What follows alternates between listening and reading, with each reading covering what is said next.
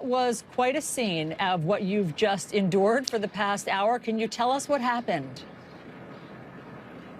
Well, we saw a lot of it play out on TV. There seemed to be a little bit of confusion as to what was supposed to or what was allowed to happen. Now, well, as we were reporting, we had been in verbal contact, at least it seemed, with some of the police officers saying, all right, where can we be? We had heard, we played some of it as they were giving out commands for people to clear the area.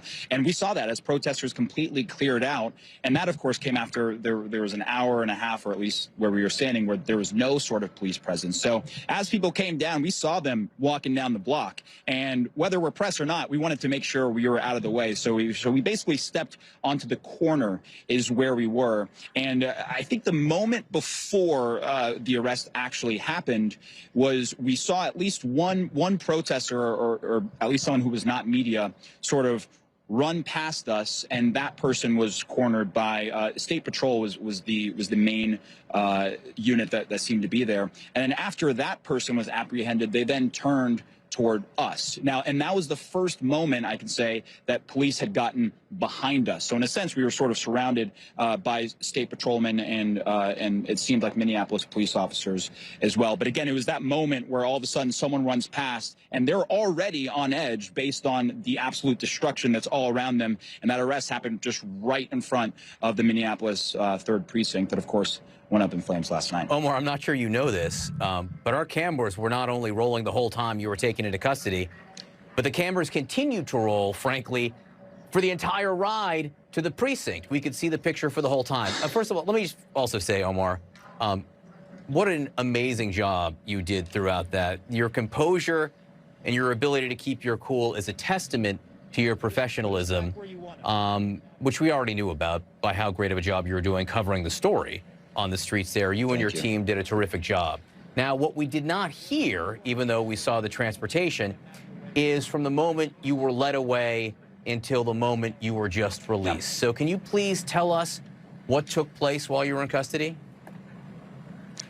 Well, everyone, to their credit, was pretty cordial after that happened. So it seemed, I was actually talking to the officer that was leading me away. I was like, hey, man, we're going to be out here for the next few days. What is the guidance of where we should be? If you don't want us that close, where should we be? Because we were under the impression that that was okay. And he said, look, I don't know, man. I'm just following orders. So I don't know who was potentially, giving that order in that particular moment. But as far as the people that were leading me away, there was no animosity there. They weren't violent with me. We were having conversation about just how crazy this week has been for every single part of the city. And like I mentioned, a lot of these people are on edge. And as we were walking by, we saw a person on the edge of sort of the perimeter that they had formed. And this wasn't a protester. This was just a random, it seemed, citizen who was saying, hey, I need to get back into my place over there. And where were you when this neighborhood completely got destroyed? I mean, we saw where they were. They were in the middle of what became a focal point of anger, passion, violence, even at times. And they were forced to retreat.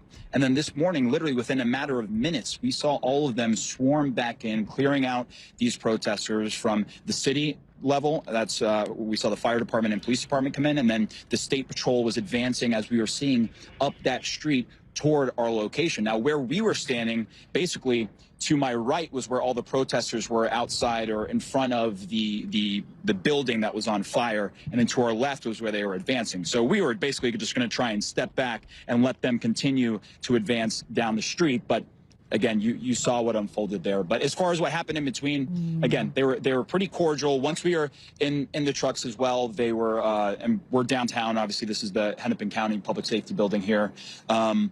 They were all pretty good with us and conversational.